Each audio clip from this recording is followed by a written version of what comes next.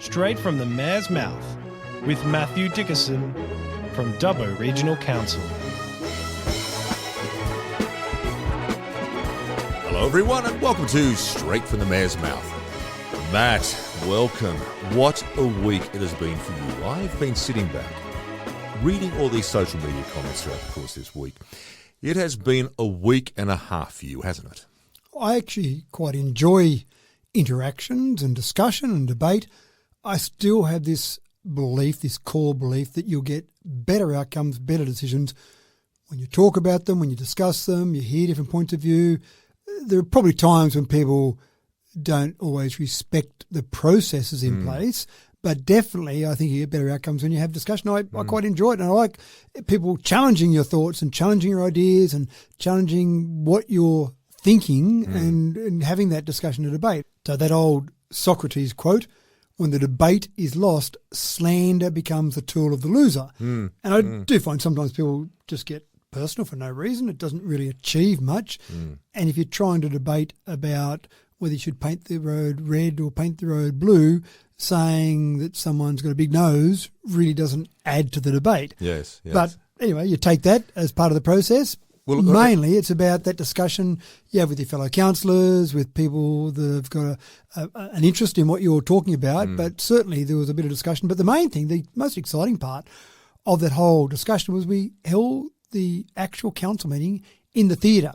Now, I've been involved in a council meeting once before. There was a process back about 10 years ago called Save Our South. Yes. We were looking at some planning changes in South Dubbo, and there were a fair few people who were interested in the outcome of that. So we had to hold the meeting over there because we thought we'd get a bigger crowd. So we did that on Thursday night, and we got a door counter there. So we got about 240 people in the theatre. Some people said it was going to be overflowing or we wouldn't fit them all in the 500-seat theatre. Yeah. I never thought we were going to get 500. I always thought we'd get a couple of hundred. So 240, that's not a bad number. But I would love if we had to hold the council meeting in the theatre every single month, because I just love so many people being involved in the democratic process and watching the raw process, listening to the debate, watching someone put their hand up to say yes or no for a decision of council. So, yeah, I thought it was quite good. And I think we'll jump straight into that because, of course, this is the main point of the discussion that seemed to raise so much ire in the community throughout the course of this week and leading up to this. And, of course, it's the potential, what was going to be the potential sale of the sale yards.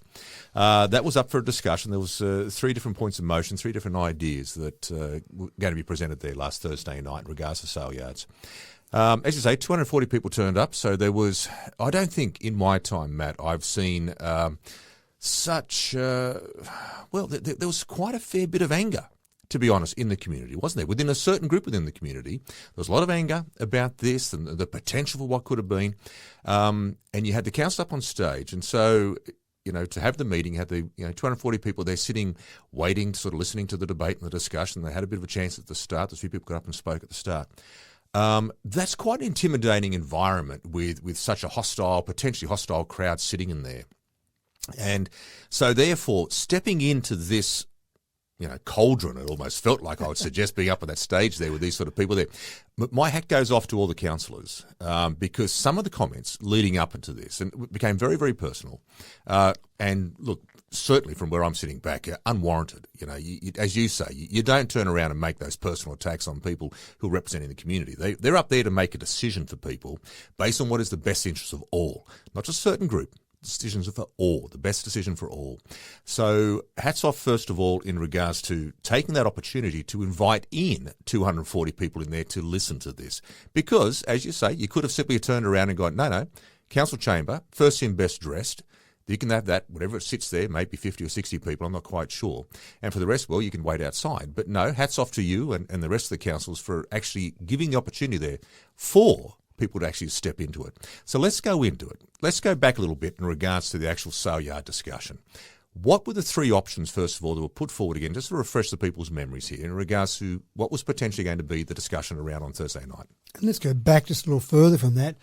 This process probably started back around early 2021. It was identified, and that was before this current group of councils, obviously. It was identified back then that there were some question marks about how the sales were operated, the procedures for that, because you've got council who owns the asset, so they own the sale yards, and council is involved a bit in the sales process, but then you've also got 13 agents and the Dubbo stock and station agents, which is basically owned by those 13 agents, but they've got parts of the process that they're involved with as well.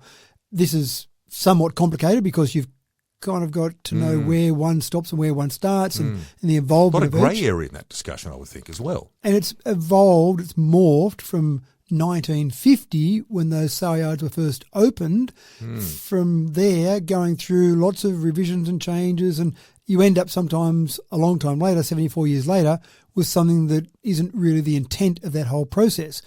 I'm not convinced that there were tight legal agreements that were in place with all of this as it went through the process, because again, things just morphed and changed over the years, and it's a bit of that creep factor that you just creep a little bit, and then you look back and go, how do we end up here? What was the story with that? Well, you see, the other things about that, Matt, is the fact that you guys are running a business, basically, and you're reviewing all the time, reviewing different parts of your business operations. I'd be suggesting you're saying here going back 2021. Was it right? 2021? Yeah. 2021. So I'd be thinking there at that point in time, it's probably also a starting point to review the process of operations of how the sale yards have been run and operated. Well, there's a constant review process. And in fact, part of the Local Government Act does talk about the fact that you've got to do this constant review process of all of your operations. And it makes sense. Yeah, whatever absolutely. business you've got, you're not going to say, right, that business works now, don't touch a thing. Because things change, the market changes, external factors change, competitors change. There's a whole range of different factors. With the sale yards, you've got other sale yards, but you've now got Auctions Plus, which is an online tool. Auctions Plus is approximately 5 times the size of Dubbo regional livestock markets. Yeah, right. They're doing all their sales online, obviously. So you've got a whole range of factors there. Is that a competition to the... Absolutely. Yeah, absolutely. right, okay. If I'm a farmer, I can choose to go and sell some of my cattle, my sheep, on Auctions Plus. I could choose to sell it direct. Roger Fletcher buys, I don't know what percentage, but I would say the majority of his sheep he would buy direct from farm rather than go through sale yards across the state. Yep. So you've got all these different factors. But in 2021, that was, I think, part of the issue. It might have been a legal issue. It might have been an ACCC issue. I'm not exactly sure. I wasn't on council then, but what triggered that start. But certainly it was talked about a review process. And then probably the middle of 2021, there was a bit more of a step in that direction. But certainly since this council's been on, we've said, which you've got to do anyway, but we've said let's go and make sure we're reviewing different operations, different areas, different facilities of council and see what we can do. And we kind of said we need to look at the more complicated ones first. It might be easy to look at a simple one, but how do we look at some of these more complicated ones? So Wellington Caves is one we've been looking at. That's a really complicated one because it's a cave facility that council manages, owns, not quite, but manages that whole process there. And that's not normal across the state. Those sort of caves or that type of facility is not normally managed by council. Having people specialists in those areas too must be very hard as well. Having specialists You know what I mean? in council, but having specialists in doing a review on these operations. So certainly ongoing review. In that ongoing review, it was identified that there were some potential issues there. Was it in fact a PPP? We've talked about that before, public-private partnership. Were we in fact in a PPP with DWSA or with the agents? Well, maybe, but we hadn't gotten permission from the Office of Local Government to be in a PPP because, again, it had morphed over years and PPP legislation has changed. Did we need to get permission from the Office of Local Government to be in a PPP? Well, let's work out whether it is first. Yeah. Is it Was anti-competitive? it established that it was or wasn't, or what was the established line on that? Well, the reality was, let's see if we can clear it all up. Let's see if we can clean up the whole process. Same with ACCC. Is there anti-competitive behaviour there? Well, some people said yes, some people said no. We've had certain legal advice about that as well. So we need to look at that whole operation, but we also need to look at the finances. And there's been a whole range of discussion about finances. One of the confusing things for people is that with our accounting standards, we don't have a choice in those accounting standards. We have to adhere to what the state government tells us. And in that, we've got to account for depreciation in a certain way. When you look at that, and again, if I look at the last quarterly budget review for this financial year, our estimation for this financial year we're currently in, which you may be listening to this in the next financial year, Yes, but that's right. I'm talking about the 2023/2024 financial year, is for a loss approximately of just under $1 million for the sale yards. Has that been a consistent loss over, say, the last 5-10 years? Like if you went back over the last 5-10 years, have the sale yards consistently run a loss, or have there been the odd year where things haven't been too bad? I haven't got the figures in front of me, but there's certainly been loss over the last few years, definitely. But again, this is partly depreciation. But when you look at that depreciation, one of the problems is what the state government says is you should be depreciating assets because you need to replace them. So it's no good running a business and then saying, oh, look at that, we made $1 million a year the last 5 years, now we need to spend $20 million on upgrading the infrastructure. Yeah. The depreciation should be matching that. We talked about that before with Barden Park as an example. Yeah. So when you look at all of that, then we need to look at our finances, because if you looked at that and the upgrade of those assets that you need to do, then effectively to run that business with our current pricing structure and the way we're running it, we'd be taking money from ratepayers. We'd be subsidising that business from ratepayers. Which as council is your primary point of concern, isn't it? Correct, like, that's you right. are sitting back all the time sort of thinking about the greater good of the 56,000 people that sit within our electorate, yeah. Yeah. And now one of the things that people talked about is, well, not everything makes money for council. So the library doesn't make money for council, for example. The road upgrade infrastructure, we don't make money out of that. The difference here is there are certain things that we must do according to the Local Government Act. Things like roads, yes, we are responsible for local roads as part of the Local Government Act. We'd love to make money out of roads, but we'd have a lot of tolls around the place. I was going to say, it's very hard to do so without tolls. That's right. So money that we receive from ratepayers and from various levels of government will go towards our roads. They're not trying to make a profit out of those. Our library is the same. We need to provide library services. There are certain services we have to provide as being local government. So when you look at that, because someone gave the example of the tip, for example, then that's a service that we provide as local government. We don't have to provide a sale yard. Show me how many other local governments across the state have sale yards. A few do, but it's certainly not a compulsory part of local government. What the state government says, and again, looking at the accounting standards, is that if you're running a business, such as sale yards or a caravan park or a childcare centre, whatever it might be, if you're running that business, you should be making the equivalent of the Commonwealth Bond 10-year rate, which at the moment is 4.3%. The idea here is, sure, council, you can choose to run a business, own a business if you like, but you shouldn't be doing it at the expense of ratepayers. You shouldn't be subsidising that business. That $1 million loss I talked about before could be going into roads. You shouldn't be using it to run a business. What you should be doing is actually having that business generate a profit that goes back into the rest of the community. So any business, so if we decide, the same as any business person, if I decide I'm going to buy a business tomorrow, I'm not going to buy that business to run at a loss. Well, why would I do that? I'd keep the money in the bank. If I buy a business, I want to generate profit. Now, it's not a big profit target, 4.3%. Yep. If I'm buying a business, I'd want to make more of my money. Otherwise... Well, particularly if you're making an outlay of, I don't know, let's say put a figure out to $30 million for argument's sake, which is, I know, is a figure potentially which has been bandied about from time to time as a set worth. So you're on the right track in regards to that, because I'm thinking the other point about this is that leads into what was happening there last Thursday night. At some point in time, council made the decision to sort of say to get more of a greater gauge on how much money you could potentially make from the sale of this. You put an expression of interest out, didn't you? We did. To sort of see if there was any potential buyers. What was the general feedback from that? So, and I'll just finish up one little part there. Again, pick a number of $30 million. If I had $30 million sitting in my bank, sitting in my hand, whatever, and I go and put it in Commonwealth Bond 10-year rate, I'm pretty confident I'm going to get 4.3% because that's what the 10-year rate is at the moment. Yeah. And I do nothing for that. I stick it in there and I get my 4.3% return. Yeah. That's why they picked that figure. If I go and buy a business, i.e. a sale yards, well, again, as a business person, I want to get a better rate of return than in bonds. So I'm expecting better than 4.3%. As a council, you might say, okay, well, buy that business or run that business. It's worth, as you say $30 million. Yep.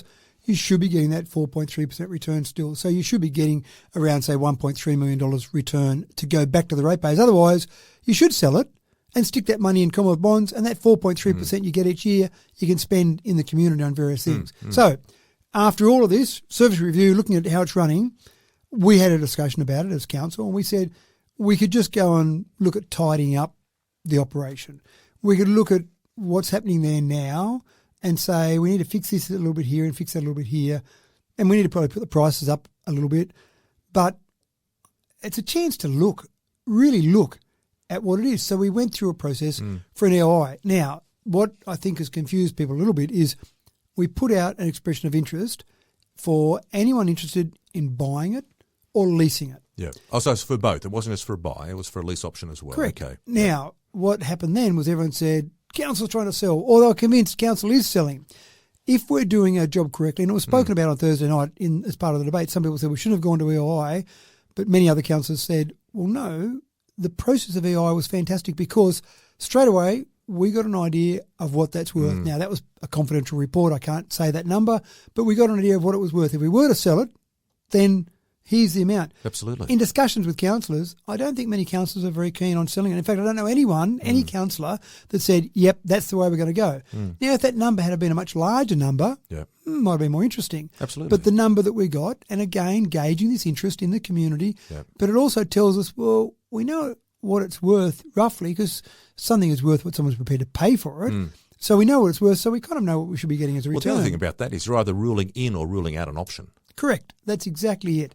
The lease option, again, expression of interest, we got numbers, we got figures for that, and we got different approaches with the expression of interest for a lease. So there were different ways that could be sliced and diced. Again, I can't talk about those individual options, but again, it gave us an idea, okay, if we just took our hands off this business and we just got a rate of return every year as a lease, we then knew a figure.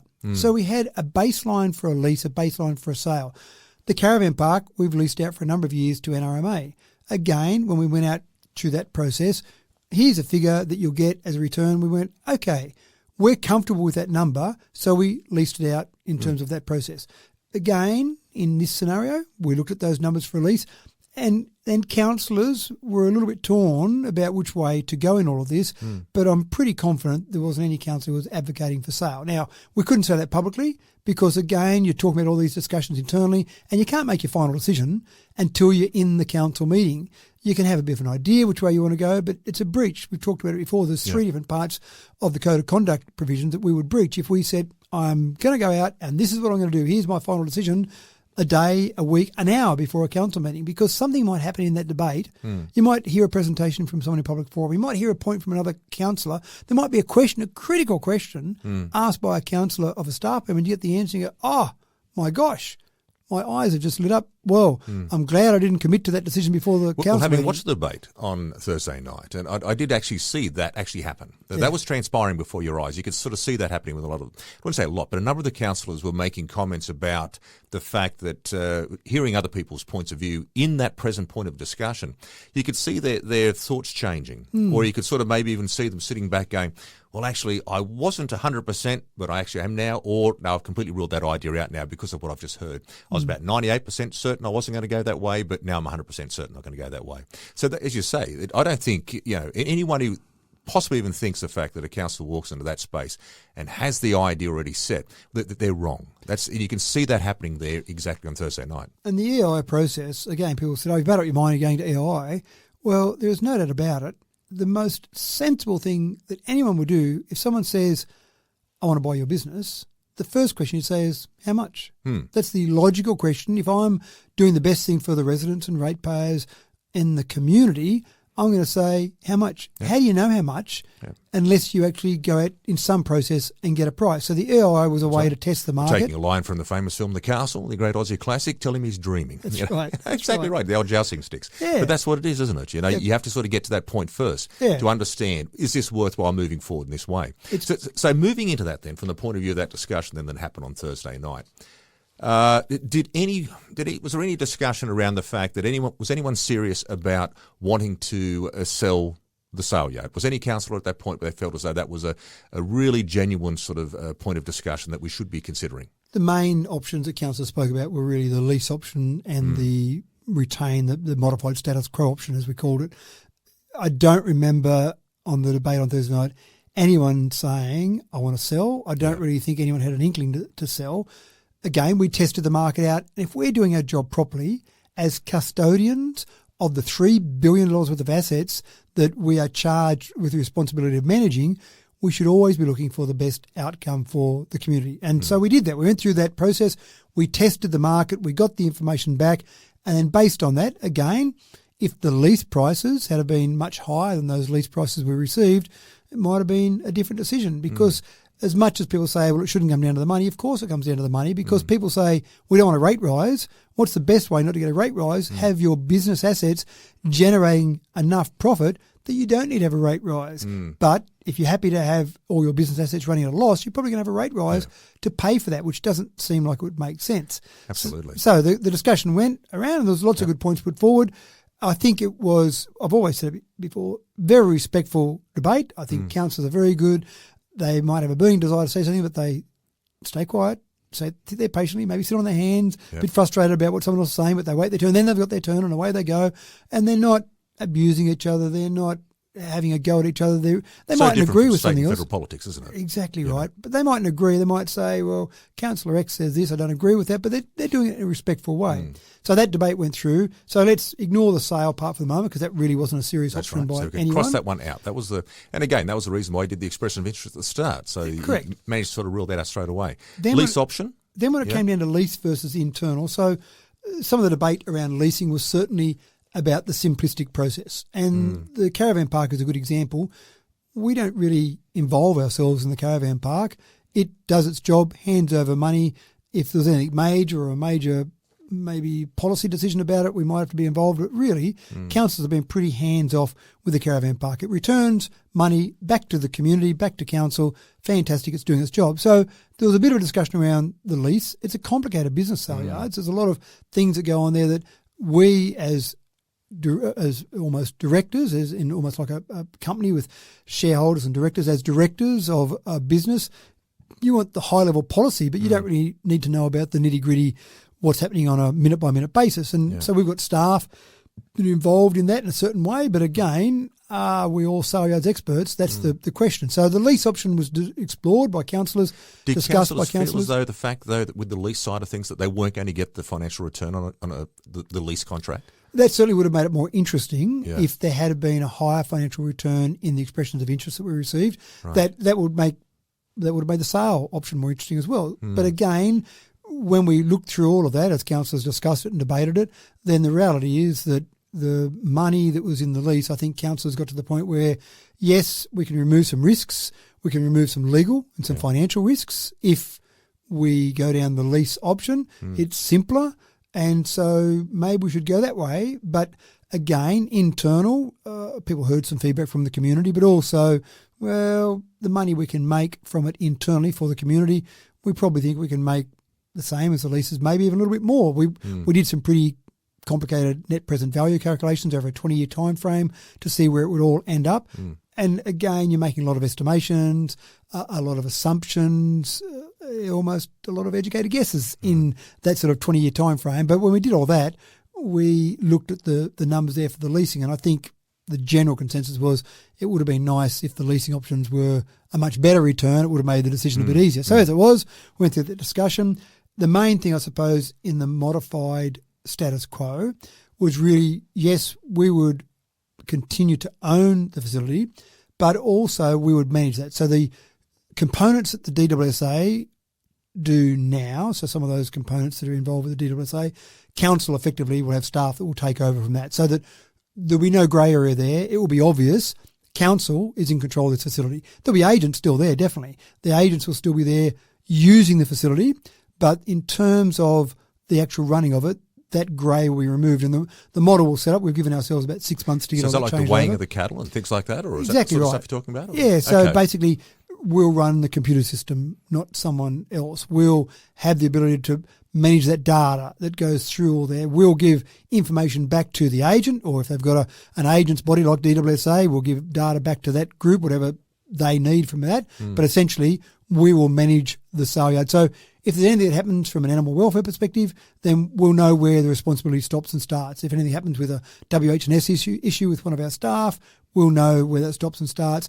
And in terms of the data, what throughput, all the numbers, all that information, we'll have all that information. So do councils feel that's going to be a more efficient system, a cheaper system? Or what's the reasoning, I suppose, the rationale behind probably running it? Is it simply to get rid of the grey area, or? I think that's part of it, to make sure that the legal issues are resolved and to make sure that there's no question, is it a PPP? Is it an issue with ACCC? We just need to make sure that this puts all that to bed and we can say, no, hand on heart, we've got the ability to run and manage that. The price will go up, but I suppose I'll get to that in a moment, but I just want to mention one other part as well. At the moment, it's an interesting process, and I can only remember it being used once, say, in the last 2 decades, and that is if you want to sell at the sale yards, there's debate and discussion about how you would integrate with the DWSA, and this is in the old model, how you integrate in that system and what you might need to pay. I don't want to get into all that. That's the past now, so let's forget about all that. But there was a one-off fee that council charged if you were going to be an agent there. Ignore all the other parts about how you could run or how you could integrate or where you would be in the draw. Forget about all that for the moment. There was a $12,686.93 fee as a one-off charge. And as an agent, if you want to be an agent there at the yards. And councillors discussed that a little bit and said, well, that's not great to have a one-off fee. We've charged it once, as I said, a few years ago, and then before that, who knows when. And certainly not in my 20 years that I can remember involved with council. I can't remember that being charged. And a one-off fee probably isn't that relevant because you need to make sure details are kept up to date. So one of the things councillors did in terms of the resolution, the final resolution, was they said, let's replace that one-off $12,000 fee, reduce it dramatically.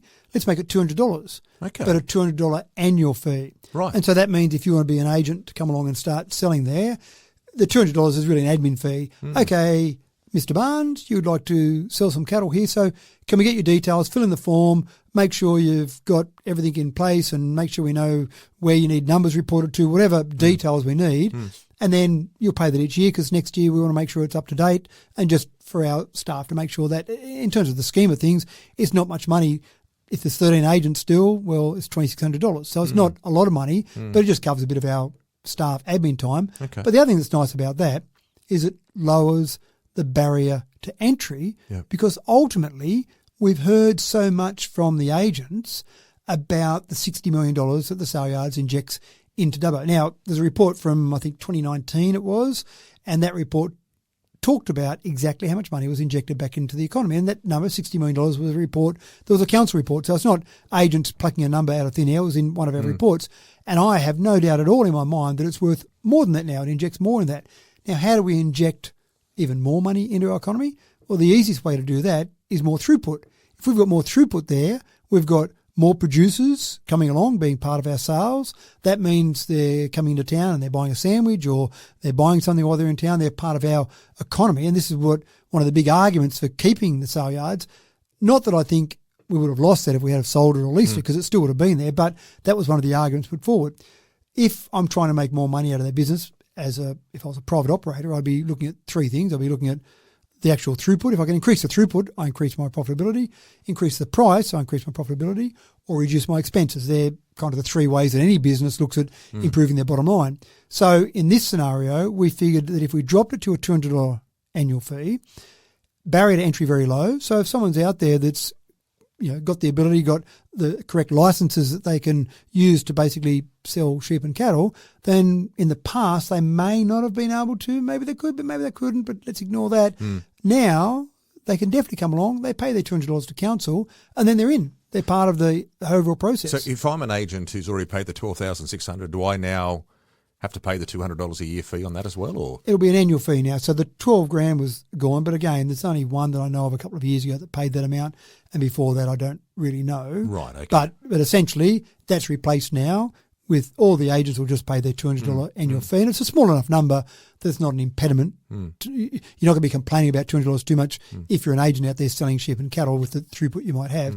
But from our perspective, we want more agents there because more agents means more activity, more throughput. If we've got more throughput as a council, we generate more income, and as a community, we get more benefits out of that. So that was the first thing that made sense. And the other sort of thing we're going to get to, I'm assuming you're sort of moving straight to that now, Matt, is from the point of view of what are there any other price increases that council's looking at in regards to this now? Because I know we talked about before about what council gets back from the sale of each cow or in the sale of each sheep. So is that going to be increased? Are you looking at increasing that as well? Definitely. So that's the council resolution as well. Right. And so at the moment, that'll go up for cattle to $16, and I'll break up the $16 in a moment. Yeah. So at the moment, it'll go up, according to the resolution, it'll be a 32.5% increase on cattle, so that'll be $16, Inc. GST. And for sheep, it'll go up by 27.4% to $2, Inc. GST. Now, we'll finalise the breakup of that. So in the past, for example, the fees that you would charge for cattle and for sheep was a certain component, mostly a yard due fee, and then a very small component that was for the agent. So to give you an example, in the past, for cattle, you paid $10.82 for yard dues. Now, the producer would see that on their invoice from the agent, and they'd see $10.82 yard dues, and that was what we got. The $1.26 was what the agents paid, and that was presumably taken out of their commission. It didn't show up separately on the invoice, so presumably out of the commissions they charged, whatever they might charge the producer, 3.5%. I'm not sure exactly what they charged, but let's say it was 3.5%. Out of those generated monies, those profits there, then they would pay $1.26 to council. So those two made up that. Put those two together, and you're like, what, about $12 so far or something? Just over $12. That's right. Now, in this case, $16. We haven't actually broken up exactly how that will be made. It was just $16 in general, because from our perspective, getting it from one or the other, it's still coming back to council. So we need to make sure the overall number, because we needed to generate $1 million extra net profit. So the easiest way to do that was to highlight or flag those two figures. But what we noticed with some other yards, because we've looked at lots of other yards, obviously, the $1.26 seemed to be a very cheap price for the agent fee, and the poor producer was being slugged with $10.82. And some feedback from producers was, whatever happens, your price is going to go up, the poor old producer is going to be slugged with those fees. So there's probably a pretty good argument that the majority of that $16, the majority of the increase, the 32.5% increase, the majority of that may well come in agent fees. So look after the producer. Maybe the $10.82 won't go up by that much. Again, I don't know. So I'm not saying with authority, because the resolution, which is obviously what I've said 1,000 times, is that the resolution is the gospel, the resolution is the resolution. But certainly in relation to that, the resolution says the per animal charge for cattle be $16 inclusive of yard dues and agent fees. The per animal charge for sheep be $2 inclusive of yard dues and agent fees. So that breakup, that'll be worked out as we go forward. But that, if I was a betting person, I'd be saying the majority of that increase would be in the agent fees, and a smaller amount of that increase would be in the yard dues. Okay. Bottom line for us, we want to get at least an extra $1 million. That's really to get us back to a break even. That would sort of put us into a break even position. Are we looking at making money, or looking simply going and turning around and saying we just want to break even? So this will all be reviewed in 12 months' time. Yeah. And what we, as in council, will be aiming to do is those three things. There's our increase in price. Let's see how we can increase throughput. More agents will certainly help out that. And then also let's see if we can increase some efficiencies. Maybe there was some double up with certain parts of it in the past. I'm not sure, but maybe there's ways we can increase efficiency. In 12 months' time, let's have a look at all that, how that played out. It may need a further increase in those fees to get up to that point, because, again, we should be making $1.3 million. We should have a $1.3 million profit that we can say, good, we've got some money to spend on parks or roads or whatever else we might be needing out there in the community. So overall, great result. Overall, we're going to have a facility that's still owned by council, run by council, a facility that will be at least breaking even, but will be aiming to generate some profit, more agents, more throughput. I think overall good benefits for the economy, good benefits overall for Dubbo, and ultimately an excellent process. Absolutely. Look, can I also add the fact that it also, council's listened here to what the community's asked as well. It seemed to be, from the point of view of the community, that's sort of come through, certainly the vocal elements of the community, don't sell the sale yards, don't lease the sale yards, keep it council owned. Yep. That's pretty much what the community have been going on about for the last couple of months in regards to this. And at the end of the day, the result is council still owns this, but the other part of the community has also been listened to, and that is we do not want to be running these sale yards at a loss. We do not want to be financing this. We want to be making sure that if we are going to maintain these sale yards, that they at least run it at a balance of books, hopefully start making some money out of it. And I think this is one of those rare times when everyone in the community is going to get what they want. Yeah. Sometimes the council decision, you're really stuck going, if I go that way, that's going to be good for that group and really bad for that group. If I go this way, it's good for that group and really bad for that other group. Having a decision of council, and I think in the end was a pretty easy decision of council, to say people want to keep the sale yards owned by us, people don't want to be subsidising it, the agents want to keep the sale yards owned by us. Yeah. And in general, most people I spoke with said, I'm okay with an increase in price. Maybe it was recognised that we were a bit too cheap. So maybe there was, without saying it, maybe there was an acknowledgement, especially compared to other yards that we were being compared against. So I think in this way, the agents got what they want, council's still running it. The agents got what they want in terms of the overall facility and the way it's run, and the community, exactly as you said. So I think it's basically a win for all. And again, I can't stress enough, it's an exceptional process that we've gone through without predetermined positions, without decisions being made before they should have been made. It was an excellent process. Despite some of the negative commentary about it, I was very confident as we went through the process that we were taking the right steps all the way, and the democratic process would deliver the right result for everyone in the community. So good work all round, great result, and I look forward to seeing how this continues to develop. Absolutely. One of the other interesting little items that sort of got raised there last Thursday night. I know we talked about this little fella only a couple of weeks ago, the squirrel glider. Squirrel glider, another little mention there on Thursday night. This was interesting, this little discussion, because when we finished up our last discussion on the podcast in regards to this, there was the case of the fact that the developers, those people missed it, it was all about the fact that a squirrel glider was seen in potentially an area where a developer wants to come in to build some houses, and that the developer had to spend $56,000, I think, around about that sort of figure anyway, because a squirrel glider was spotted quite a few years ago in regards to this space. And I'll let you explain in more detail the reason why for that. But it got raised again, and it looks as though there's been a more definite resolution now has come forward in regards to it. So you remember the last time we spoke was after our committee meetings. Yes, that's right. And so, of course, as we know, committee meetings aren't the final, or not the final decision. It needs to go to a council meeting for a council resolution.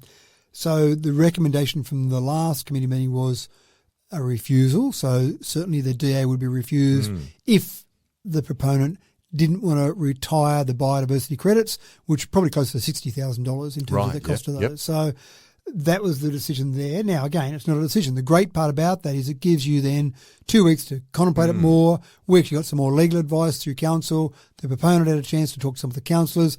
After all of that, it got to council.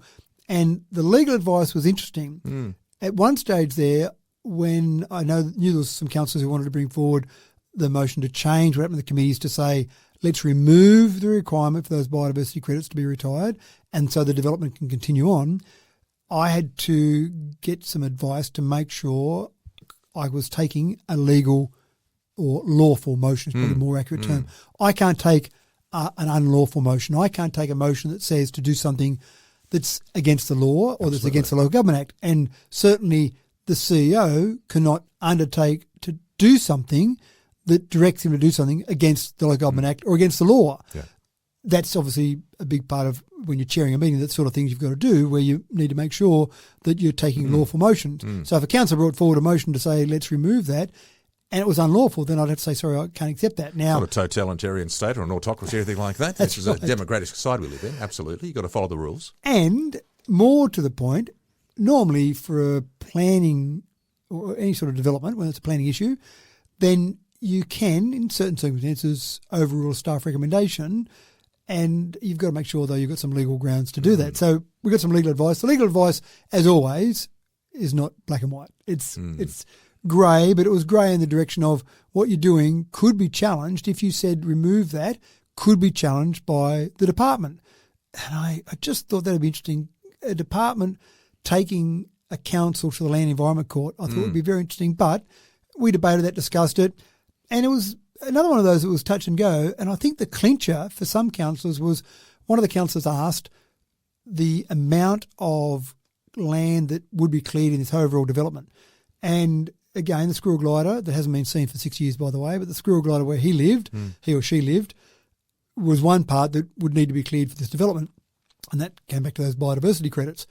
And when one of our staff members said that there'd be only a small part of the overall area that would actually be cleared for this development, I don't know whether that was a clincher, but I certainly looked around and I thought a couple of councillors felt more comfort then. It wasn't a beautiful bit of bushland. It's out on Camp Road. It wasn't a beautiful bit of bushland that was going to be decimated and wiped out and concrete skyscrapers put in. It was going to be a development that kept in with the flavour of the rest of the development, but this one particular part. So if I just recap on what happened 2 weeks ago when we spoke about it, there was a squirrel glider spotted in 2018. There's been no squirrel glider spotted since then, but the habitat hasn't changed significantly. So the advice from the experts in our planning department was, unless there's been some change in the habitat, then it's assumed the squirrel glider is still there. Now, on the proponent side, they've done various studies, they've had people listening and looking there, and you can't see it. The crucial thing here is the old saying, the absence of evidence is not the evidence of absence. Now, I could say right now Mark, because I'm waving my right hand in the air like I'm doing, that will make sure there's no ghosts in this room. Now, you can't prove that's not correct because we can't see any ghosts sitting in this room. So just because they're not here, does that mean they're never going to be here, or does that mean me waving my hand? I could prove there's a ghost here if I see a ghost, but if I can't see a ghost, I can't prove that I can't see a ghost. I can't prove that waving my hand didn't get rid of them. All I know is that I would be able to prove it if it existed. And the squirrel glider was the same. I could sit there for a day, a week, a month, and it still wouldn't prove the squirrel glider wasn't there. They're shy little fellows. So maybe while I'm sitting there, the squirrel glider doesn't want to come out and play. So it stays hidden away. But it was one of the points that were raised in regards to this about the nature of the habitat for this area too. Was there enough of the habitat that would support a squirrel glider and a little colony of squirrel gliders in that area at the start anyway? Probably yes. And that's part of the issue here, is that habitat hasn't changed enough. And the argument was, sure, that squirrel glider might not be with us anymore. 6 years later, he might not be here. But maybe if there was a squirrel glider there, maybe he had a family. Then again, maybe he lives way up the road and he was just popping in to visit and have a rest on a tree there. He was spotted while he kept going down the road. Maybe one of the other points that was significant was that the $60,000, let's call it 60 grand for the moment, would go to the Biodiversity Conservation Trust, and that somewhere else in the state they would spend that money on helping a squirrel glider population somewhere be maintained or supported. So it wasn't even going to keep the squirrel glider safe here. It doesn't help the squirrel gliders around this region, potentially. It doesn't, potentially not even this region. It could be somewhere else in the state. And I know one person I spoke to about this said they'd feel better if it said, sorry, you can't develop that part there because that's where the squirrel glider was. But it almost seems a bit convenient that, well, you can't touch that area. There's a squirrel glider. I hear 60 grand. Ho-ho! Off you go, knock down those trees. It's just quite a cynical approach to it, really. It is. It is a little bit. But the idea is take that money and spend it somewhere else to protect the squirrel glider population. But that poor squirrel glider, if that developer starts knocking down trees tomorrow and that tree comes down with a squirrel glider, it was like, if that developer, I'm playing hypothetical here, if that developer paid his 60 grand and then started knocking down trees and a squirrel glider fell out of the tree on the ground, run over the squirrel glider. Who cares? It doesn't matter. I've paid my 60 grand. I paid my 60 grand. Now, I'm not saying the developer did that. I'm not saying this evil. But that's the cynical nature of this whole thing. It just doesn't seem right. Yeah. I suppose, so at the end of the day, so council now has turned around and said, okay, the developer now doesn't have to pay the 60 grand. Let's call it 60 grand.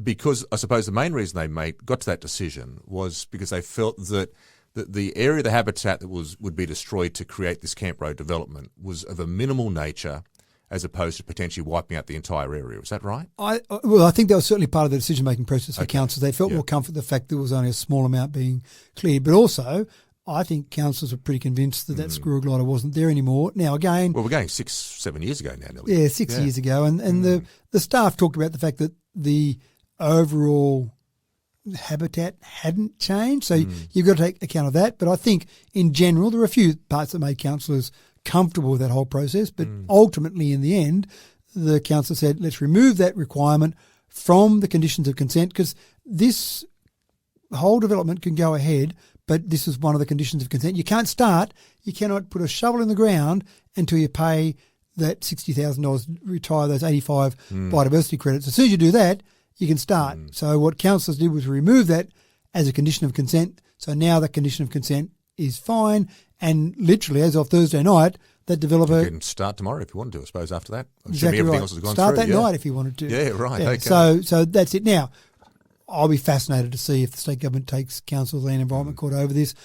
There might be an environmental group that wants to take council to the Land Environment Court over this. But, gee, it'd be a struggle to definitively prove that there's a squirrel glider or population there in what's going to be potentially cleared there. So fascinating discussion, but ultimately I think one of the things that weighed up people's minds as well is we've got a housing crisis. This is a 33-lot development. More houses for Dubbo, more development in Dubbo. They all seem like good things. And the poor old squirrel glider, if he is there, sorry, buddy, but you're probably going to have to move. Try a new little tree maybe. Now, speaking of housing development, Keswick Estate came up as part of the points of discussion there on Thursday night. This, of course, is the council-owned residential estate on the east Dubbo side of town. Now, it looks as though there's been some changes that are going to occur in regards to the marketing of this estate. So talk us through it, Matt. What was actually decided there on Thursday night? And again, we did have a little bit of a discussion about this after the last committee meeting, because that was one thing that came up at the committee meeting. And we had some confidential information in that Keswick one, but the resolution was public, as they always are with confidential. So essentially, there's three major changes that are going to go ahead with this Keswick Stage 5 Release 2. The first one is that there's going to be one agent. We'll go through because there was multiple agents at the start, wasn't it? Multi-agency agreement, 9 agents were a part of it, but it's hard to get your focus on something unless you've got real direction there. So in other words, if there's anyone that can sell it, people go, I'm not really going to focus on that. I've got other developments I could focus on, and I'm only one of that. And maybe they'll look at with me and they look at with another agent, and then they'll go with them. Whereas when there's one agency, so that one agency will be appointed. Again, a public process will occur. So is that like a tendering process now that go forward? Quoting, tendering, that type of thing. Yeah, a public process. And then, right, you've got it now. Go forth and sell as many blocks of land as you can. And now you can focus on it knowing that you're the one that's going to get the benefits from that. And how many blocks are we talking about again? We've got over 30 blocks, about 32, 33 blocks left there at the moment. Yep. Now, that's first step. Second step, we used to have a condition, and that got removed on Thursday night, of a maximum of 2 lots ever owned by any organisation or any related entity. So you buy 2 blocks, you could build some houses on them and sell them, and that's it. We've changed that in 2 ways. The first thing we've changed is you've now got a maximum of 5 lots for any one organisation, one related entity, but also it's 5 at the one time. So you could buy 5, you could start building houses on them. Oh, hold on, I've finished this house, I've sold that. Mary Bloggs has come along and bought that. Great, I'm now only owning 4. I can buy another one. I can build another house on that. So we don't want any one organisation, any one builder, any one developer to come and buy everything that's there and lock them up. We want to see houses being built on them. It's a typical sort of house land packaging sort of thing, which is very popular, isn't it? That's probably trying to encourage that a bit more. Is that the plan there? Or absolutely right. Well, the third step probably encourages that a bit more as well, which I'll get to in a moment. But that's part of it. It's still there for someone just to go and buy a house, buy a block of dirt and build a house on it. So you can still do that, but it might encourage a few more builders to build multiple houses on there, some spec houses, that type of thing. And the third thing will definitely encourage that, because we've effectively done a 12-month delayed settlement. So that means if you're a builder and you want to build something on there, cash flow's a bit tight, you want to build a spec home on there, well, you can say, I want to buy that block of land, away you go. You've signed up for that, you've contracted to do that, you build your house on there. Before you sell it, or basically at the time you sell it, you would need to pay for that block of land. So the title doesn't pass, so we still own it, but you've got control of it. And again, probably there's some small legal modifications in there, but essentially you don't pay for it until you either sell it or 12 months comes up. So if you buy it and just sit on it, 12 months later you don't have to pay for it. If you buy it, put a house up, get it done, right, I'm ready to go. You haven't paid for that block of land, and then finally, right, I'm about to sell it. Okay, you'll need to pay for it. It's like now. the old 12 months interest-free sort of thing, isn't it? Really, it is a bit like that, yeah. So builders' terms, I've sometimes heard it referred to. So 12-month delayed settlement. We hope that these 3 things will really start to stimulate the house sales in there. There's about 18 that have been sold in that particular development, so we've got a few more to go in there. Again, we want to see houses on the ground. We want to see buildings happening in Dubbo. So I think those 3 things hopefully we'll start to make some changes. If it doesn't, we might have to look at some other alternatives, maybe another 6 months, 12 months' time, we'll look at some other alternatives, but that'll be, I think, a good start down the track. I like the ideas. I'm hoping I got this right, Matt. Scabbing Flat Bridge. That's the name of the bridge that also got raised as a point of discussion there on Thursday night at the meeting. Okay. A couple of quick questions here for you. Where is Scabbing Flat Bridge, and why was it raised as a point of discussion on Thursday night? So Scabbing Flat's out near Geurie, and I am familiar with this bridge because when we race mountain bikes, one of the tracks, or a couple of the tracks actually that we race on, is near the Scabbing Flat Bridge. There's one track that actually goes under a little part of the bridge, and then there's some parts of the track out there that are on either side of the road that goes down towards Scabbing Flat Bridge. So if you went out to Geurie and you were going out away from Geurie, in other words, not continuing on along the Dubbo-Wellington path, then you'd go out over the Scabbing Flat Bridge. It's a pretty old bridge. Yeah, right. And not in great condition. Okay. And this is part of the issue. There's a load limit on it at the moment. And I actually think it's been quite a good process by the people involved with this one. And it was commended. Actually, one of the councillors did commend them. Are they on looking the way at a new bridge there? Is that the plan? Or? Oh, this is the problem. Okay. It's a very interesting situation where it's a local road. So you'd say local roads, that's fine. Local roads are controlled by council. We're responsible for them. We have to maintain them. If there's a bridge on a local road, that's our problem to deal with. But this particular bridge is the responsibility of Transport for New South Wales. So it's probably a shared responsibility between Transport for New South Wales and council. So it falls under a state government control, does it? Yeah, kind of. So it's one of those classic examples of that's not local road looking up, that's a state. Oh, it's actually not state, that's federal. One of those sort of ones where this is actually not a local road specifically or a local bridge specifically. Well, it's the bridge is the problem. So the roads leading up to it on either side are local, but the bridge itself, that's an interesting one. Right. So the Rawsonville Bridge, you're familiar with that. Yes. You've probably seen the work going on out at Rawsonville. It's a similar situation to the Rawsonville Bridge. They're keeping the Rawsonville Bridge. Transport for New South Wales is keeping that because it's got historical significance. And they're building a new bridge beside that. Council's not paying for that. So this is a similar sort of circumstance where Transport for New South Wales is building that other bridge. Is this the same with Scabbing Flat? Has it got Pretty some much. heritage listing on it, or is that the part of it? Or? That's right. It's got some significance, historical significance. So the interesting part is we probably need to get more information on all of this. Yeah. Now, at the moment, there's a load limit that's being fixed. Transport for New South Wales is doing the work there. But ultimately, we'd like a new bridge. But Transport for New South Wales say we don't want to knock that bridge down because it's got significance. So if we do build a new bridge, it'll be beside it. There's no plans for council to build a new bridge, no plans for Transport for New South Wales. So what I would commend the residents out in this area on is that they went about a process. They did some research, they presented some information, they emailed that through. They rang every councillor, had to talk to each councillor. They've done that process probably over the last 6 months, probably 3 times, continuing to this week, where only in the last few days before the council meeting, it was another phone call because Councillor Richard Ivey said that he would take forward a notice of motion for the steps that would need to be taken, which I'll get to in a moment. Yep. And so even, again, a couple of days before the council meeting, phone calls from a couple of the residents from there that are pushing this to say, hopefully we've got your support. I know you can't give me a decision one way or the other before the council meeting, but hopefully we've got your support. It seems like a good thing to do. Let's move forward with it. You know what I love about that? I feel like I've sort of stepped back in time to maybe 1986. It's old school way of lobbying, but it's a nice way of doing it. You know, it's a way of sort of getting up there. It's respectful. It's getting on the phone. It's talking to the councillors directly in regards to it, going through a respectful manner. It's the way things should be done. I didn't read about it on the front page of the paper. Or a social media I didn't outburst see or a something new like social media page called Scabbing Flat Bridge Residents or something. Absolutely. We're in uproar again. Look, okay, that's great. So I suppose that the thing is this is separate to an idea like, say, Saxa Bridge, or out there on Saxa Road, the bridge out there where council had sort of turned around and putting the new bridge in out there. And so the Saxa Bridge is our responsibility. So there's no question about that one.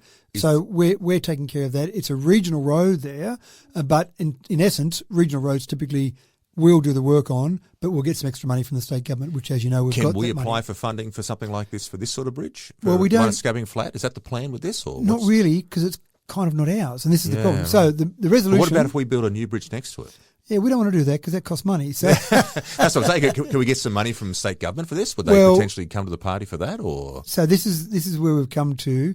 The resolution of council from Thursday night was that we prepare an initial assessment for the feasibility of a new bridge, and that feasibility basically be shared with Transport for New South Wales. Yep. But the initial assessment could include the current state and suitability of the existing timber bridge, the ownership and responsibility for the maintenance or replacement of the bridge, because that's still a little bit, maybe it's Is council looking at taking over the ownership of that, or is it sort of giving it more to the state? Well, I know it's a costing involved in that, that's right. But is this the sort of the way potentially council looking towards moving, or what's their thoughts? Well, again, this is all about getting a feasibility done first of all, so that's good. Yeah. The historical significance of the existing bridge and the preservation benefits which would flow from early replacement of that bridge. So in other words, is it really that significant? Is it really worth keeping and not knocking down? If there's another 100 bridges that are of the same style, would it be better just knock it down and build a new bridge there? Because the problem is, a bit like out at Rawsonville, building a new bridge beside the old bridge, you've got to then redirect the road out around that, so it adds expense to it. The need for a replacement bridge capable of conveying B-double trucks. This need to be demonstrated and supported by relevant stats, including the value of ag production and the cost to the community of not having a reliable transport corridor, and most importantly, the estimated costs of a replacement bridge. So essentially, where we've gotten to, and the residents that have been talking to us understand fully that we haven't got the money, and there's no point going out and saying, just go and get a grant for this, because still, whose responsibility is it? If it's determined that it's the state government, then fantastic. Now we've just got to lobby the state government to go and spend the money to replace it. They're doing the feasibility study to sort of have some ammunition, I suppose, to go back to state government with. Is that the plan there? Exactly right. So the whole idea is get this initial assessment done of the feasibility of all those components about a new bridge across there.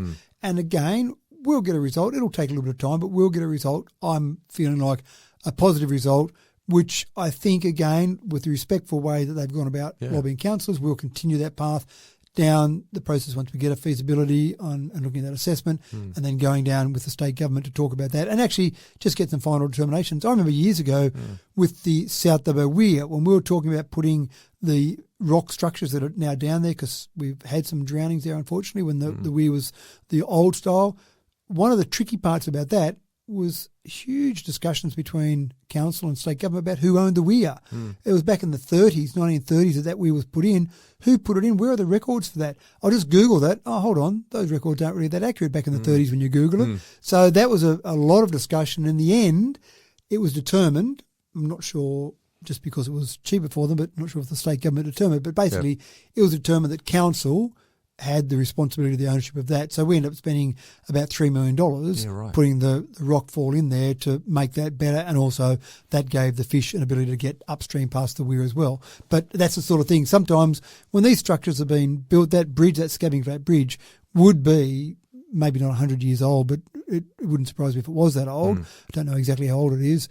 But when you talk about structures that old, the records aren't great on who built them, who owned them.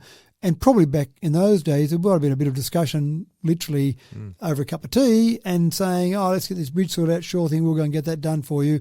I don't know there was a clear demarcation between, say, state and local in terms of some of those road structures and some of those components. So we'll get that sorted out. That resolution's now been passed by council, so that'll get sorted out in time, and we'll step through a process. Yeah, very good. Now, on Thursday night, there was another little item. It was only a small little item that had to get sort of sorted out. The budget. Most times I would suggest the fact that when you have the budget meeting, it would be the main talking point. However, this current one, it wasn't necessary. So I think the sale yards would probably take that title for this one. But the budget was up for discussion. $180 million in the budget. Yeah. How did it all go with the chat? Was it a bit like signing off, like when we get our accountant form, so we sort of sign away, or was there some serious discussion that sort of take place? Well, I did like the fact that we had 240 people there in the chamber, in the theatre.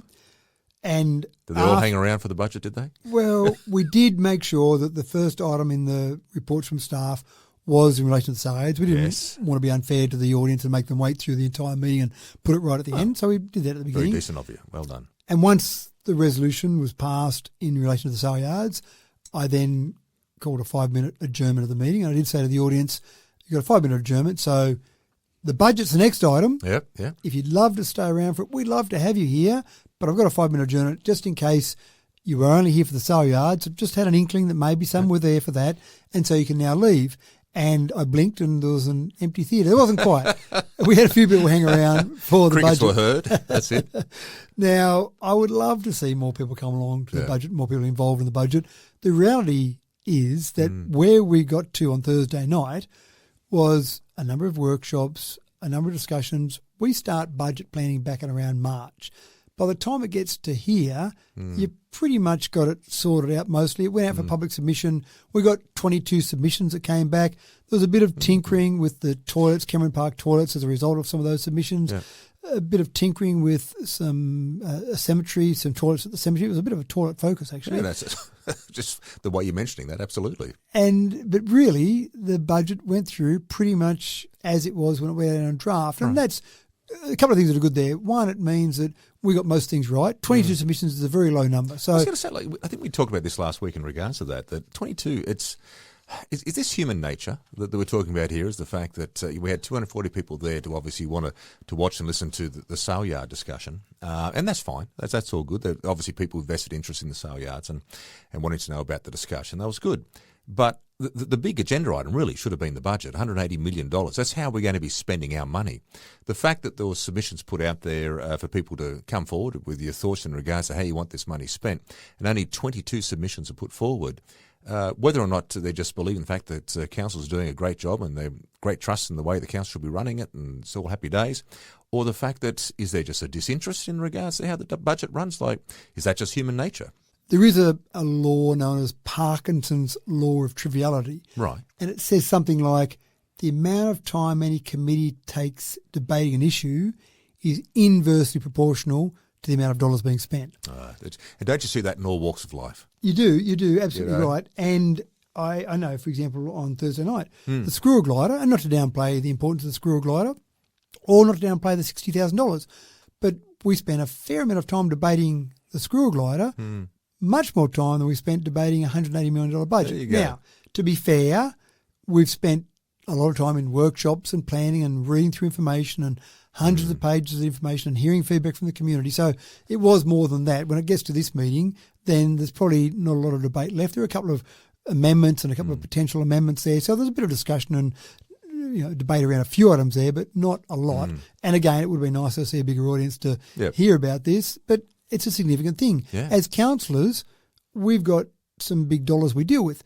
$3 billion is the approximate asset base for Dubbo Regional Council. It's huge. We're responsible. We're charged with the responsibility of managing that asset in the best possible way, including the sale yards as one of those assets. We've also got a $180 million budget this year, approximately. Again, our challenge is to get that with a black number at the bottom, not a red number at the bottom. We want to make sure it's in the black just a little bit. $1 in the black would be perfect each year. Balancing the books, though, we want to see, don't we? Exactly That's right. So you want to spend every cent you get on delivering for the community, but you don't want to be going in the negative because financial sustainability is a big thing. So no big surprises there. Nothing too dramatic happened. There wasn't anything there that I suppose jumped out at people and go, wow, we hadn't thought of that. We've gone through that process. So now residents can rest safe and feel assured that things are happening. And So the aim for next financial year is we're going to stay in the black? That's absolutely the aim every year, is to stay in the black just a little bit and again, make sure we're delivering the services for the community. Well done.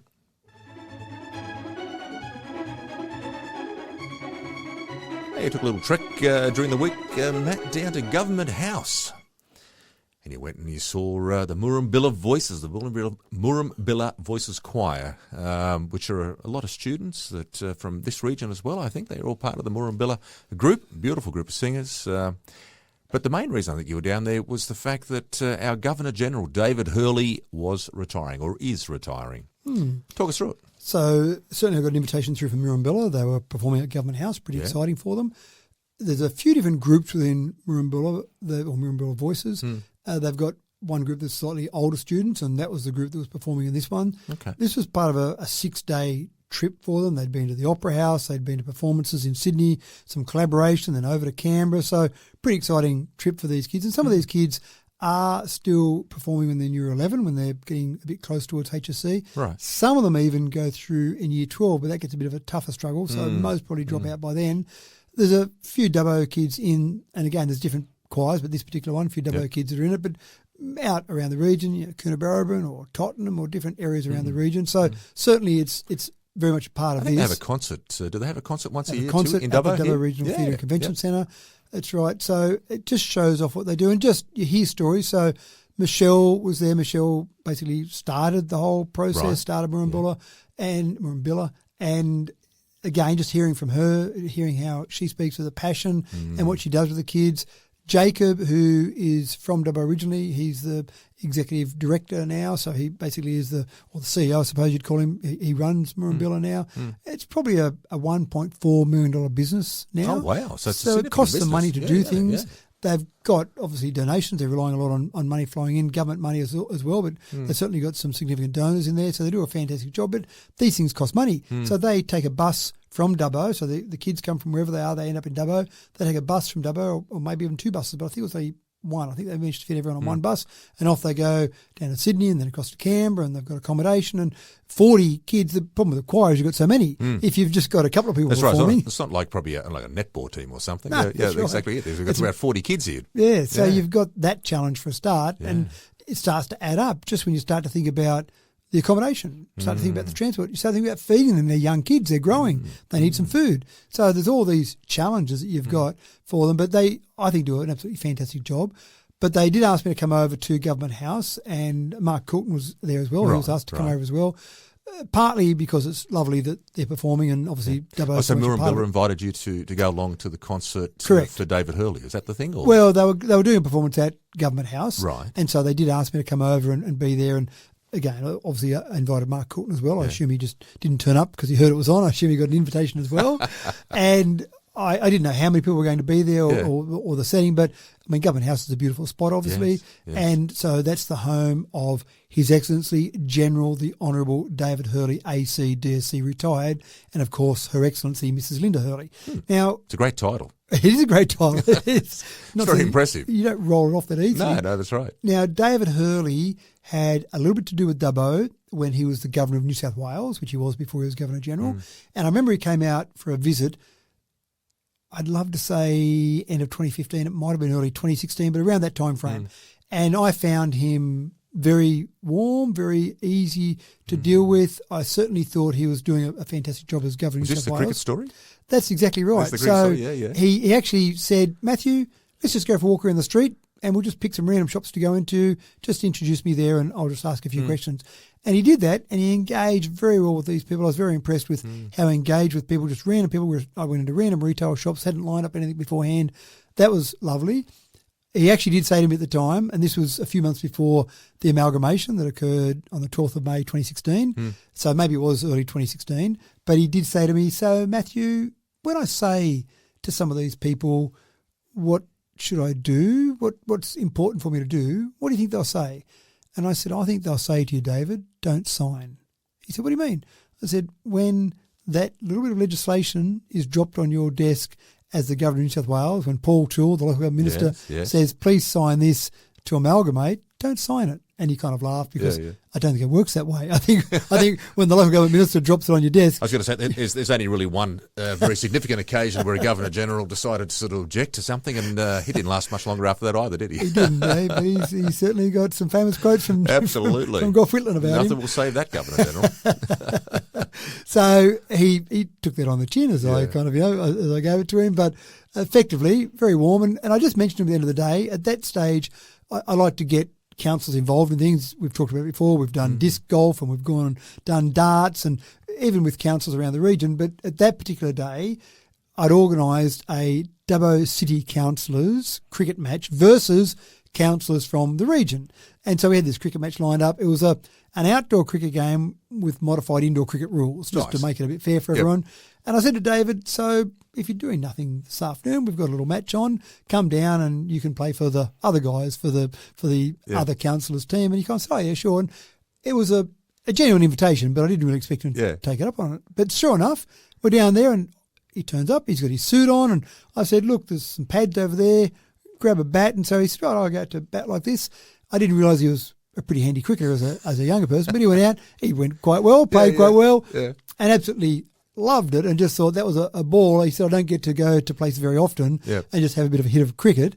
We also found out... just sort of show the character of the guy, though. Yeah, that's right. You know what I mean? Like, it's so lovely to hear. I also found out that he was a beekeeper, so he still, when he was Governor of New South Wales, he still kept some bees. So after the event, we actually had a woman we knew who did some hand drawings of different bees. So he sent him a little poster and just said, here you go, here's something for your love of bees, and came back about that. Thank you very much. So I think in general it seemed to be a nice relationship. When he became Governor General, I came across him a couple of times. 1st of July 2019, he became Governor General, and obviously still the same person, even though he's got a different position now. And one of the things that seemed significant to me, I remember when we were having some floods here in Dubbo, and I got a random phone call. G'day, Matthew, it's David here. And I went, David Hurley. Oh, yeah, really? You sure? But I was incredibly impressed Yeah. that David picked up the phone and said, Yeah. how are you going with the floods, Matthew? How's the community coping?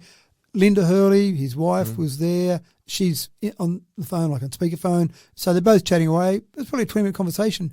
That happened 2 times or something else. I just can't remember what the other time was. Right. But any time you're running, so I was actually down towards Parliament House in Sydney one time, and out in Martin Place there was David. There was an event on, Yep. and I walked over. G'day, David. How you going? G'day, Matthew. How's Dubbo going? So I thought very genuine. So I thought, Absolutely. getting near retirement, 30th of June, 2024, 5-year stint that he's done, Yep. and so essentially that's it. So Sunday, when we're recording this, Sunday, that's it for him. Last day on the job.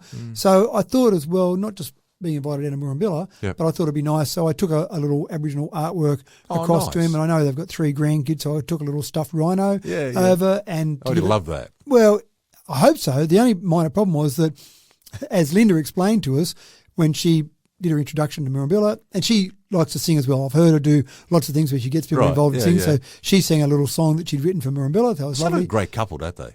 Absolutely. Very, very engaging. Yeah. But unfortunately, I would have loved to say goodbye to David, but he wasn't there because he'd actually caught a cold. They'd been at one of had their he? grandchild's Oh, the poor birthday fella. parties on the weekend. Yeah, so right. he was feeling a bit unwell. So anyway, I got a chance to talk to Linda and gave her the presents. And again, she remembers me and remembers Dubbo. So that's all very nice. So best That's of luck lovely. to both of them in their retirement. I'm sure they'll be very busy and active in their retirement. Yeah.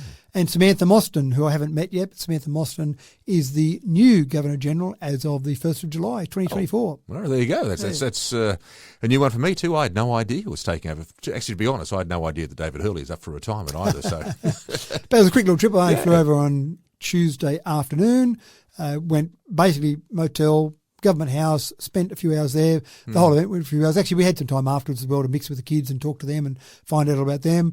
Then back home, I think up at 5 o'clock the next morning for a There you go. flight back the next morning and back into it the next day in Dubbo. the busy days indeed. Here's something that's very much in my heart in regards to education. As I don't know, I've spent about 35 years in education, so when I see the word education pop up, my interest levels rise. Early childhood education. Now, this is something I was never actually involved in. When I was a child, I was probably involved in early childhood education, but 3 or 4 years of age. But there was an early childhood education forum that was held at the theatre during the week. Is this something that the council organised, or what happened here? We were certainly largely involved in this. Actually, I flew back from Canberra to Orlando or straight down to the forum. I think you're right, okay. But the thing here is that there's a need for more people to be involved in this sector.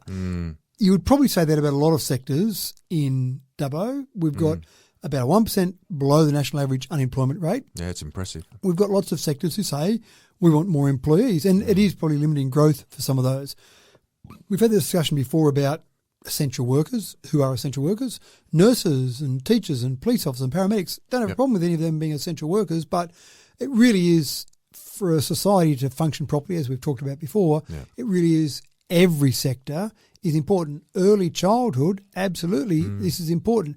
So what they had was there was a forum put together by some educators and by some people in the health services, and council was a large part of this whole process, whole organisation here. Was it targeted at kids and young adults or older adults or anyone who was interested in actually being involved in early education? Is that the whole point? School kids. So they school had kids, okay. the schools there, and it had a lot of kids there, Yeah. but they were kids who were studying a subject that was relevant to early childhood or that had shown some interest in that. So you had kids, just talking to a few of the kids there, I talked to some kids years 9, 10, 11, that sort of age group there, starting to think about what they're going to do.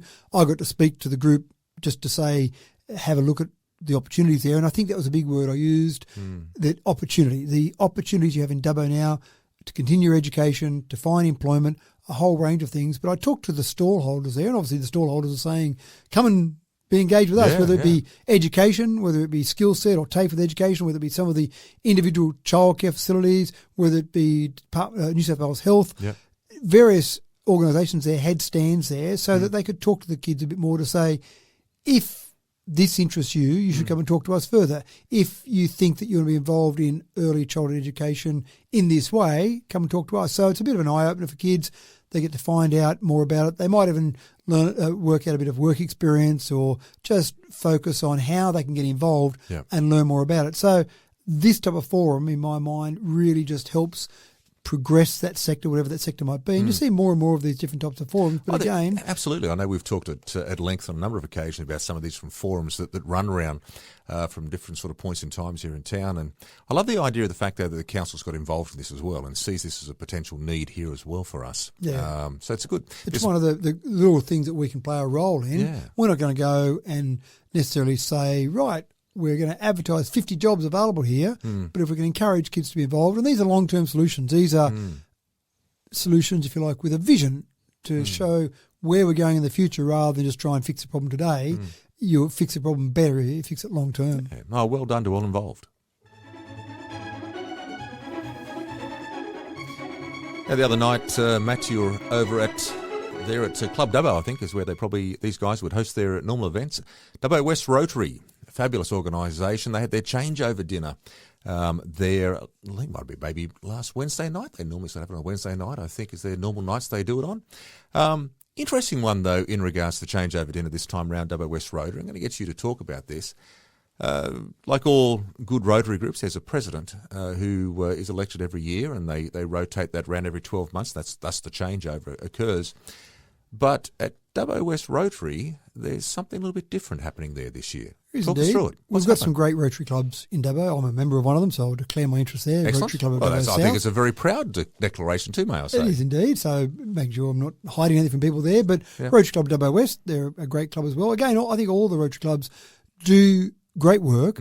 They're all a bit different. They've all got a slightly different focus, but they all do great work.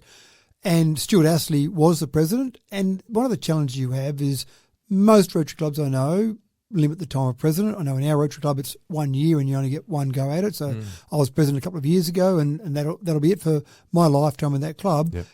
Some clubs say, well, you can have a couple of years in a row, or maybe you can be recycled, and sometimes it comes down to the numbers. They've got 31 members in the Rotary Club of Dubbo West at the moment, and so Stuart Astley was previously president maybe 20 years ago, president again, fantastic. When they were looking around for a new president, then it's a difficult thing now with volunteers, volunteer clubs, having enough time, not recycling again. I only did the job 5 years ago. Can someone else have a go? I haven't got the time to do it. Yeah. When you've only got, and again, so numbers you say are it's all shrinking. volunteer base. All volunteer base. These aren't paid sort of jobs. Not these at are volunteer all. bases. No, not at all.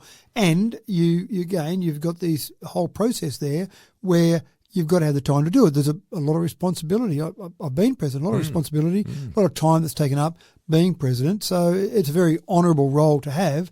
But it's a time-consuming role. Time-consuming role, that's right. Now, they were struggling to find someone that could commit to the role, so they came up with something a bit revolutionary. Right. They came up with a job share arrangement. Joint Excellent. presidents. Very impressive. They told me on the night that they couldn't find anywhere else in the world that'd been joint presidents. Now, you've got job sharing. Anywhere in the world? Anywhere in the world. Couldn't find another Rotary Club anywhere in the world that had joint presidents. Job share, and even at the Childhood Forum, actually, I spoke to some people there. All right, where are you at? I work at this place, and how many days? I do 2 days, and that woman over there does the other 3 days. So it's a job sharing arrangement. So that's not that unusual. But so it's not like a job share where you say, listen, if you and I are at Rotary and say, listen, I'll do the first 6 months of the year and you do the last 6 months. That's not that type of job sharing. No, it's not that type at all. They're saying they're doing it truly as a job share. Now, interesting, I posted on social media and said, great to see Pam Sharkey, Deb McCready, congratulations, joint president. Two lovely ladies, by the way. Know them both very well. Exactly. Lovely ladies. Wonderful I think workers. they do a wonderful job. But I said, couldn't find it anywhere else in the world. World first, well done. And I had someone from the Wellington Rotary Club say, no, we've already done this a couple of years ago. I said, whoops, my apologies. Yeah, there you go. You've been called out already. That's right. My information was incorrect. Yeah. They told me, but what I found out then as Wellington spoke to me was it was exactly as you said. First 6 months by one person, 6 months by another person. So I get that, but the way Deb and Pam described it to me, because when they told me, I said, wow, this is fascinating. Tell me more. Yeah. The way they described it to me, it really was job share, and not even to the stage of I'll do Sunday to Wednesday and you do Thursday to Saturday. It was more, we'll just take it in turns for different things. We'll go to what we can do, and if I'm away for a week, Deb will take over, and vice versa. So it seemed like a true job sharing arrangement. Now, I actually think this, again, is all about adapting to the environment. You can't find a president. You don't want the club to collapse because you can't find a president. There's still 31 people there. Yep. So is this the future? Is it a 6 month time frame rather than you've got to do 12 months, or does it get to the stage where you say, we'll share it? Now, you could say president, vice president. So you could say, I'll be president, but then the vice. But I've seen that before, and typically it ends up being the president. Whereas joint presidents, yes, it'd be interesting. It's a clever idea. As you say, it is potentially the way of the world, or how things are sort of changing. People seem to be more and more time poor in regards to how things are, and less inclined. We see volunteer numbers sort of dropping around the world with things, but it's such an important part of who we are as society.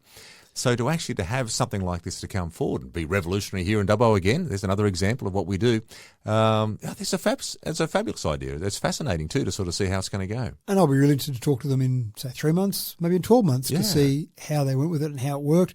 And I did say when they were going and Stuart was handing over the chain of office to them, and I actually said to someone sitting at the table, saying, what are they going to do now? There's only one chain. They said, well, actually, we've got an old chain of office that filled up, that all the names that are on there, that filled up the chain of office. So they actually got a second one made with new little, little pins on there for all the different people in there. So they actually did have two. So they both put on one set of there the you chain. go. We've already got one set aside here for you. There That's it is. right, yeah. So, fascinating process. Yeah. But the world's changing. You've got to change. You've got to adapt. Absolutely. Things happen. You can't say, no, we can't have that because we've never done it before. You say, okay, let's try it. What could go wrong? And how can we solve this problem?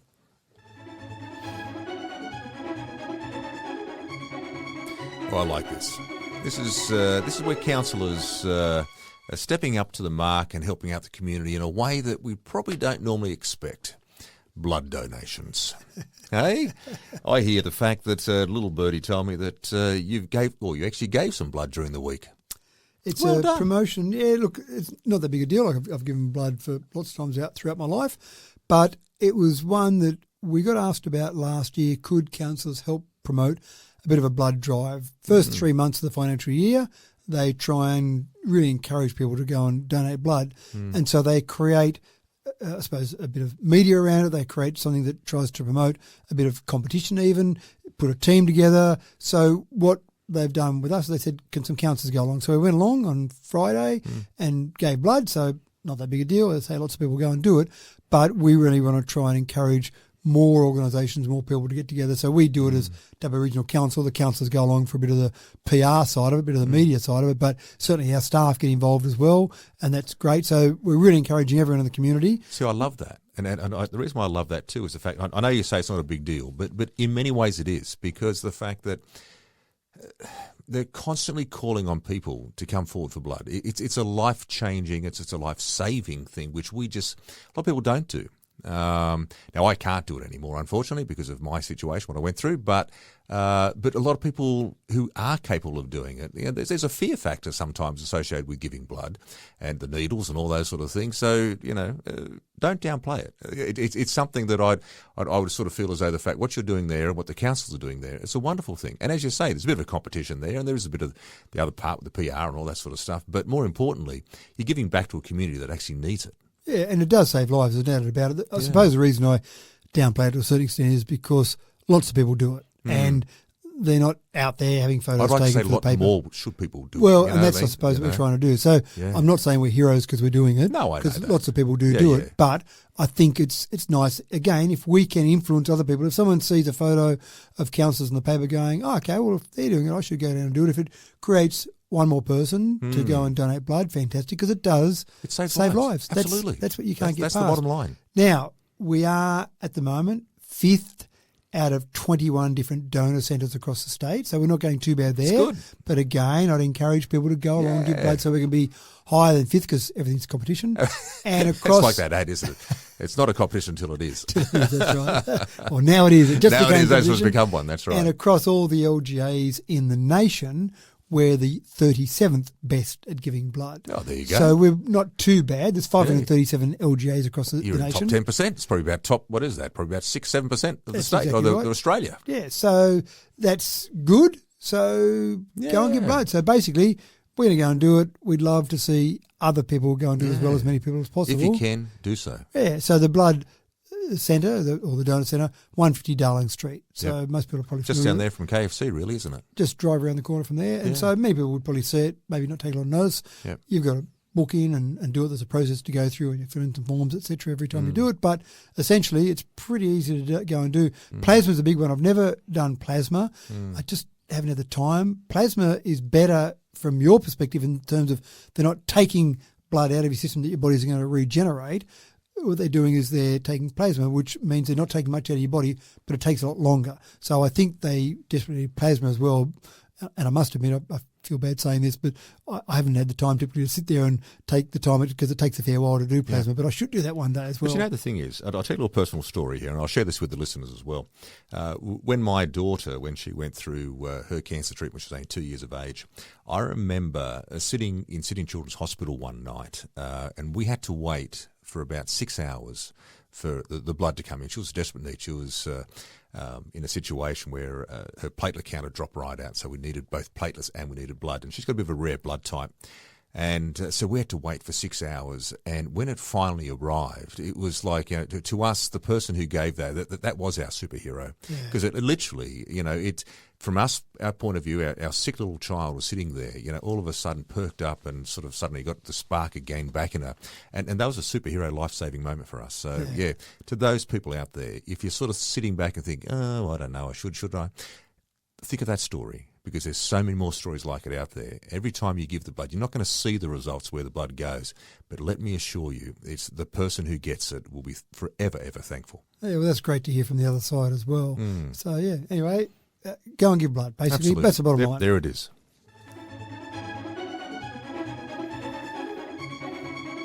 Now for something completely different. Melbourne Comedy Festival, hey? Melbourne.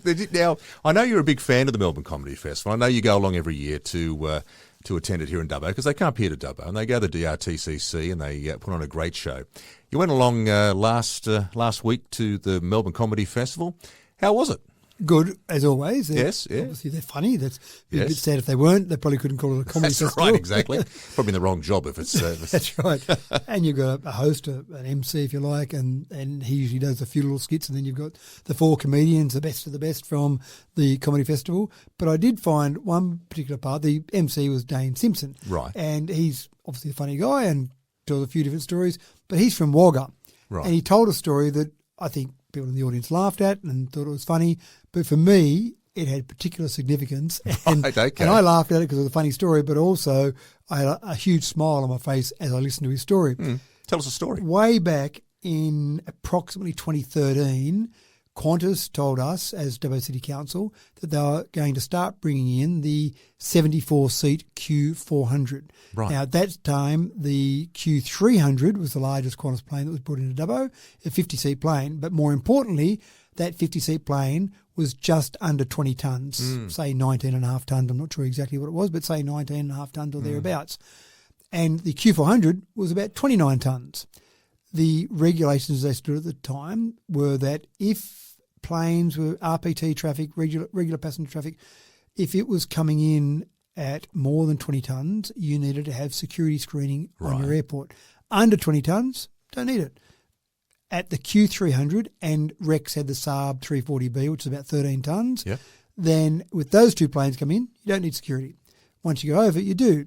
Now, there was a huge amount of pressure put on us as a council back in 2013 from Rex to say build two separate areas of your airport, one screened for the Qantas passengers who have to have it legally, and one unscreened for Rex passengers who don't legally need it. We went through discussions, debate, legal issues, workshops, etc., and councillors came up with a plan to say, no, we think if we're going to introduce security screening, we should introduce security screening on the entire airport. So everyone gets screened. There's no complication with two separate areas, no complication with, oh no, I walked out onto the tarmac now, I've walked close to another person from the other plane, I could have exchanged something there, whole range of issues there. And the cost of this would be shared amongst all the passengers, whoever they are flying with. And also, there's that minor issue that it's probably safer for people even on Rex planes. I would think it seems like a really strange rule, to be honest, because it takes away the safety element straight away. Who's to say that a person on a plane that's less than 20 tonne is not carrying a knife or something else in regards to it? And I did say at the time, which Rex I don't know we're overly happy about, but I did say that even a 13-tonne Saab 340B flying into the Opera House is going to do a bit of damage. Absolutely, that's right. Exactly right. your point exactly. You walk on there with a knife or a gun, or because there's no screening at all, you could carry whatever you wanted onto that plane. It would have to be very obvious for someone to say, hold on there, Mr. Barnes, you seem to have a little wick sticking out the top of a little round Acme bomb there. No, that's all right. It's a 13-ton plane, mate. I'm fine. Thanks for that. Right. Oh, sorry about that. On you go. In you come, sir. So there was a lot of pressure put on us. We resisted that pressure. Rex made all sorts of threats that they were going to pull out all the flights. Yeah, right, okay. They were heavy-handed on you. Absolutely. They were going to withdraw flights. They were blaming the Dubbo Mayor, being me, for going to be the cause of cancellation of all the flights from Dubbo from Rex. So it was fairly heavy pressure. Yeah. And again, blaming us for more expensive flights for everyone. So that went on, but councillors, to their credit, stayed true to the course, and we ended up with the airport we've got now. And I don't think people think about it now. They just get on. I don't think any one person out at the airport right now would even consider the fact that going through that security is a bad option. Now, that was one of the very rare examples where that was the case. Most other regional airports, Rex made their various threats, and those airports said, okay, we don't want you pulling out, we don't want you doing this. Really? So we'll have two separate areas, one that's unscreened, one that's screened. Right. Now, getting back to the point of the story, Dane, who is from Wagga, and the comedian on stage talking about it, he said, I come from Wagga, and he told this story. He said, it's quite funny, down in Wagga, you've got one airline, and I won't go through the exact names that he said, but one airline, and on there, they say, have you got anything in your bag, sir? And you say, no, they don't trust you. They still put the bag through security screening, even though it said nothing in there. They check it all out as they go through. There's the other airline that flies out of Wagga. They say, got anything in your bag, sir? And you say no, and they say, okay, you look like a trustworthy soul. On you go. He said so. And again, this is a comedian, so this isn't a real story. But so I just carried 10 kilograms of cocaine onto the plane with me. But again, and he said a lot more than that. That's, I'm breaking down. I can see why you would have had a smirk on your face. That's right. So he told a funny story. It involved that, again, a lot more than that. But ultimately, the bit of the joke was the fact that they've got these two separate areas in Wagga. So I'm laughing. It still exists today. They still have that, do they? Absolutely, that's right. Wow. One of the big things that Rex said to me when I was speaking to the chairman and some of the directors of Rex was that the cost to them for Dubbo was probably $300,000. Their biggest concern, though, was that if Dubbo did it, then that would mean lots of other airports might do it. So the cost might be $3 million to them. So they weren't keen on it for Dubbo, not for Dubbo's sake, but for all these other airlines. So I would suggest the same person who went heavy-handed with you, he's gone heavy-handed every other council. Anyone who would have even made a bit of a little slight squeak about the fact they're going to do what we did would probably come in the same sort of way. So, absolutely, yeah. No, there's no doubt about that. Me. But, and again, it doesn't happen until you get to the stage where the federal government says you need to have security screening. Because back before 2013, I'm not sure if you remember back in those days, you did both planes, the Qantas Q300, under 20 tonnes, 50 that's people right. on You there. just walk straight up back in those days. Straight on, that's right. Yeah. So it's obviously changed and things are changing, but you've still got these other airports. I still can't believe the fact that still exists, that rule about the 20 tonne. Yeah, that's right. my goodness. Well, and that may well be changing, but in terms of Wagga, that's still the way Wagga's still got that I'm not having to go at Wagga. I'll have the mayor of Wagga on the phone in a moment. He'll be giving you what for say, that's what are you doing down there? But again, I'm quoting from the comedian, but yes, I had a laugh. It was very funny, the story, and he told the story in a comedic way, because again, he's a comedian. It was all very funny, but on the inside, I'm going, yes, it's funny, but I think it's funny at two different levels here. That's right, and I think we did the right thing Absolutely. in Dubbo all those years ago, and it's funny that this guy's telling a story about it, and I'm sitting there smiling away to myself. So, anyway. Well done. All right, mate. We've come to the end of our little podcast for this week, and it means that it's time for the Limerick of the Week. Now, are we going sale yards here? I've got to. I can't. It's certainly been a topic of discussion just a little bit over the last maybe day, week, months, years. 2021 or whatever it was. And it's been I would say it's been a 3.5 year process to get to this decision. Yeah. And I'm very comfortable with the decision. I'm quite happy with the outcome we got to. And again, we're at the point now where it's moving forward. So let's forget about the past and what happened and how it happened. Let's move forward. We've got a decision of council. Let's go for it. So anyway, enough chatter. Here we go. Here in Dubbo, our council proclaimed, the livestock markets will be retained. With agents aligned, the plans are defined to secure our economic gain. Oh, well done. Well done. You've covered it nicely.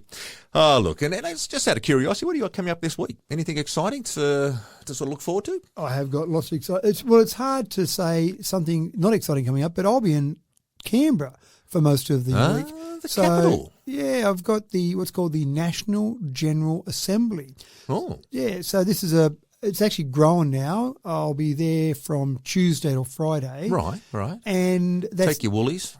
absolutely right, absolutely. It's nice to go up this week down there. Yep, and so the National General Assembly is basically like the local government New South Wales conference for the state. Yeah. This is the national version of this. So 537 councils across the nation. Not every single one of them turns up, but they're all invited. Yeah.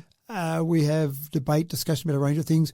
We've actually got a resolution that I've got to take to the conference, as in put forward to debate at the conference in relation to renewable energy and getting consistent guidelines across all different areas. Brilliant. So what we would do with this, if things go according to plan, I'll introduce this, I'll start the debate on that.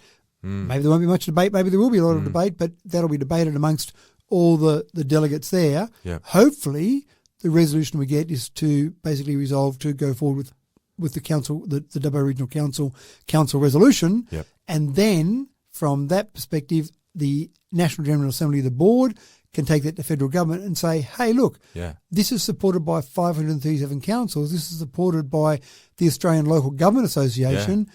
What can you do about putting some consistent guidelines in place? Oh, that'd be fantastic. Yeah. Well, looking forward to hearing about that next week then. Yeah, that's right. Well, it'll be a busy week. And I often find the presentations, etc., fascinating, but also the discussion with other councils, the trade show, if you call it that, just the things, the different things that are on display in terms of what you can take advantage of. So, yeah, it'll be a busy week and a cold week. Look, mate, all I've got to say is have fun, but as I said before, take your winter woolies because it's going to get cold. Yeah. Well, until next week, everyone, you guys take care.